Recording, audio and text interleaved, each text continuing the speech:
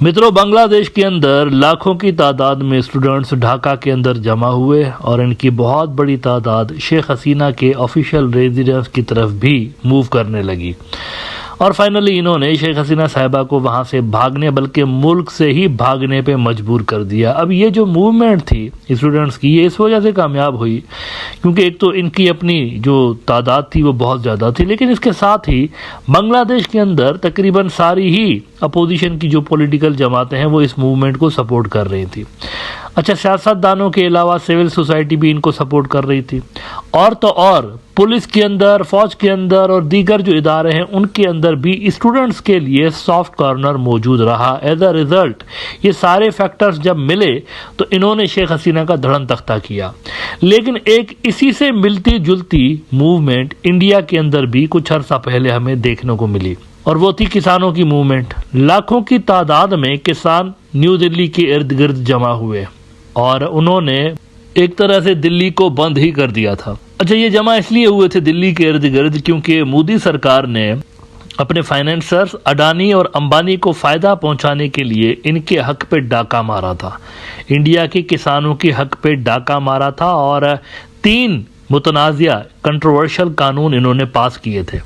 वो कानून इंडिया के सेठों यानी अंबानीज और अडानीज को इंडिया के एग्रीकल्चर के ऊपर कब्जा करने में हेल्प कर रहे थे। असल में इंडिया के अंदर सिस्टम कुछ यूं बना हुआ था कि वहां पर किसान अपनी फसलें मंडी या होलसेल मार्केट के अंदर लेकर आते थे। अब ये जो मंडियां या होलसेल मार्केट्स हैं ये गवर्न की जाती हैं एग्रीकल्चरल प्रोड्यूस मार्केट कमेटी की जानिब से, APMC इसको कहते हैं। अब APMC जो है वो इन चीज़ों की जो फार्मर्स लेकर आते हैं ना, यहाँ पर गुड्स लेकर आते हैं अपने, इन चीज़ों की प्राइस APMC डिसाइड करती है और गवर्नमेंट की भी उसके अंदर चूंकि इनपुट होती है तो होता यह है कि मिनिमम प्राइस कम से कम सेट हो जाती है गवर्नमेंट की जानिब से। तो फाइनेंशियल सिक्योरिटी किसानों को मिल रही होती है, कम से कम उनको पता होता है कि हमें इतना रेट मिलेगा अपने चीज़ों का। अब उससे ज़्यादा मिल जाए तो दैट्स फाइन, लेकिन इससे कम नहीं मिल रहा होता तो इनको एक सिक्योरिटी मिली हुई होती थी। मोदी ने क्या किया, इनके जो 2 मित्र हैं अडानीज और अंबानीज, ये खेती बाड़ी में भी इन्होंने कहा कि अब सारा इंडिया पे कब्जा कर लिया, आखिर में इस पे भी कर लेते हैं, तो ये इस सेक्टर के अंदर घुस गए। तो इनको फैसिलिटेट करने के लिए APMCs जो थी उनको ख़त्म कर दिया था मोदी ने, उनको ख़त्म कर दिया और अडानीज और अंबानीज को और इस जैसे जो दीगर कॉरपोरेट जायंट्स थे उनको इनेबल कर दिया नए कानून के तहत कि भाई वो डायरेक्टली जाकर किसानों को अप्रोच करेंगे और उनसे डायरेक्टली ये लोग जाकर, जो बड़ी कंपनियां ये माल उठाएंगी डायरेक्टली। अब इसके अंदर इन्होंने ये भी कहा कि मिनिमम प्राइस वगैरह कुछ भी नहीं है, जो ये बोलेंगे वही बस पेमेंट है और ऑन टॉप ऑफ दैट कोई रिटन एग्रीमेंट भी नहीं होगा, वर्बल एग्रीमेंट्स होंगे। इसका मतलब है कि अगर ये लोग जितना पैसा देंगे, जितना नहीं देंगे, कोर्ट में अगर किसान जाएगा भी तो कुछ प्रूव ही नहीं कर सकेगा, उसके बाद कुछ डॉक्यूमेंट ही नहीं होगा। ऐसा जालमाना किस्म का कानून मोदी ने पास किया। एज अ रिजल्ट लाखों लोग सड़कों पर आ गए थे किसान और इन्होंने दिल्ली को ब्लॉक कर दिया था। अब ये मोदी के पावर का पीक था, असल में 2020-21 की जो ये टाइम था, पीक था मोदी के पावर का। और इन दिनों में मोदी कोई डिसीजन लेता था तो वापस नहीं करता था, चाहे कुछ भी हो जाए, कितने भी लोग सड़कों पे आ जाए। इंडिया की गवर्नमेंट क्रश कर देती थी, मोदी की गवर्नमेंट उनको क्रश कर देती थी प्रोटेस्टर्स को, लेकिन अपनी पॉलिसीज रिवर्स नहीं करती थी। लेकिन ये इतना बड़ा जोरदार प्रोटेस्ट हुआ किसानों का, ये बस वहां पर आके बैठ गए, तंबू वंबू लगा के बैठ गए। इस कदर जोरदार ये प्रोटेस्ट हुआ कि मोदी भी मजबूर हो गया था अपने ये जो 3 कंट्रोवर्शियल लॉज हैं इनको खत्म करने के लिए, वो भी मजबूर हो गया था। अब दोबारा से ये वाला जो प्रोटेस्ट था ये खबरों में इसलिए आ गया है क्योंकि राकेश टिकैत जो कि किसानों का लीडर था, उसने कहा कि अगर हम यहाँ पर रोडों पर बैठने की बजाय न्यू दिल्ली में पार्लियामेंट के अंदर घुस जाते, बांग्लादेश के मॉडल की तरह उधर घुस जाते तो मसला ही हल हो जाता बहुत जल्द। ये उसने बयान दिया है और इसमें बहुत बड़ा वबाल मच गया है और इसने वार्निंग दी है मोदी को कि दोबारा अगर तुमने इस तरह की हरकतें की तो हम यही रिपीट करेंगे जो कि बांग्लादेशियों ने किया है। वहां पर जो स्टूडेंट्स ने शेख हसीना के साथ किया है वो हम तुम्हारे साथ करेंगे। वन इंडिया रिपोर्ट कर रहा है कि भारत बंद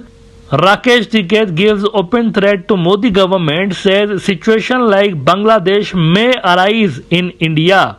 On the day when multiple protests are being held in different cities over different issues, farmers leaders Rakesh Tiketh also targeted the Modi government. Talking to the media, Rakesh Tiketh drew parallels between the political situation in Bangladesh and India. He said India could face a similar scenario where opposition leaders are jailed. Tiketh mentioned that those in power in Bangladesh for 15 years had imprisoned all opposition leaders, preventing them from escaping. आज India में वैसे बंद है, आज India तकरीबन India जो है वो मुख्तलिफ इशूज़ हैं, ज़्यादा जो बड़ा बंद ऑब्जर्व किया जा रहा है वो सुप्रीम कोर्ट ने जो शेड्यूल्ड ट्राइब्स को लेकर फैसला दिया है उसके खिलाफ वहाँ पर शटर डाउन हड़ताल है वहाँ पर, और वहाँ पर जो बहुत सारे शहर हैं वो बंद हैं, और मुख्तलिफ सिटीज़ में मुख्तलिफ और भी तंजीमें जो है वो इंक्लूडिंग ये जो फार्मर्स हैं वो डिफरेंट इशूज़ के हवाले से प्रोटेस्ट कर रहे हैं और हड़ताल कर रहे हैं। इसके चलते ये जो बड़ा बयान फार्मर्स का आया है कि बांग्लादेश के जैसी सूरत हाल हम इंडिया के लिए कर देंगे, मोदी के लिए कर देंगे। अब वो जो पिछला वाला प्रोटेस्ट इन्होंने किया था वो बहुत ज़्यादा मुनज़्ज़म भी था, ऑर्गेनाइज्ड भी था,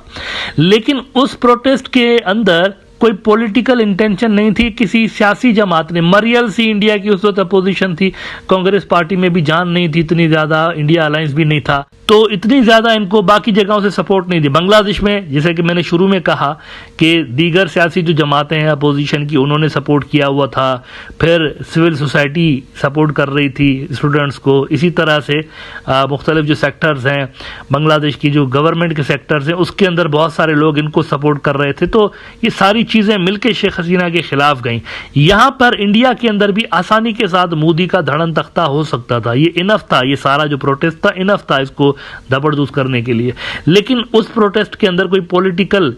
इंटरफेरेंस नहीं थी, अपोजिशन जमातों ने कोई इंटरफेरेंस नहीं की, दीगर जो सिविल सोसाइटी है उन्होंने कोई इंटरफेरेंस नहीं की, बल्कि मीडिया जो है गोदी मीडिया वो तो इनको फार्मर्स को पाकिस्तानी एजेंट बनाकर और पोर्ट्रे करता रहा कि ये तो आईएसआई के लोग हैं। मैक्सिमम प्रोटेस्टर्स सिर्फ ये कर पाए कि इन्होंने उन लॉस को ख़त्म करवाया, वो जो मोदी ने अडानीज और अंबानीज को फैसिलिटेट करने के लिए कानून पास किए थे वो इन्होंने रिवर्स कराया और फिर चले गए घर। लेकिन अब धमकी ये दी गई है किसानों की जानिब से कि मामला आगे बढ़ सकता है और बांग्लादेश का जो मॉडल है वो इंडिया के अंदर भी इम्प्लीमेंट हो सकता है ना। आखिर में दो तीन और डिफरेंट इश्यूज हैं उसके हवाले से थोड़ा सा आपको ब्रीफ कर दूं। इंडिया जापान को अपना स्ट्रेटेजिक पार्टनर कंसीडर कर रहा होता है, लेकिन जापान की तरफ से जो पॉलिसी सामने आई है नई गवर्नमेंट के लिए वो चाइना और अमेरिका से मैच कर रही है, इंडिया से मैच नहीं कर रही। जापान का जो एम्बेसडर है वो आज प्रोफेसर यूनिस साहब से मिला है और उन्होंने नई गवर्नमेंट को कहा है कि जापान की जो स्ट्रेटेजिक पार्टनरशिप बनी हुई है बांग्लादेश के साथ उसी को जापान कंटिन्यू रखेगा। न्यू एज बांग्लादेश ने रिपोर्ट किया हुआ है कि Japanese ambassador to Bangladesh meets professor Yunus, और इसमें वो कहते हैं कि under the strategic partnership enshrined between the two countries Japan said it will continue its support for Bangladesh development and prosperity standing side by side with the transition process to be held by chief adviser Yunus of the interim government. तो India के लिए एक और disappointing news है क्योंकि दुनिया की जो बड़े बड़े मुल्क हैं वो इंडिया की नैरेटिव को एक्सेप्ट नहीं कर रहे बांग्लादेश के हवाले से। इन्होंने माइनॉरिटीज़ को लेकर एक कैंपेन बिल्ड करने की कोशिश की थी लेकिन वो बुरी तरह से पिट गई और नई जो गवर्नमेंट बांग्लादेश की आई हुई है उसको आलमी सतह पर भरपूर रिकग्निशन मिलने का सिलसिला जारी है।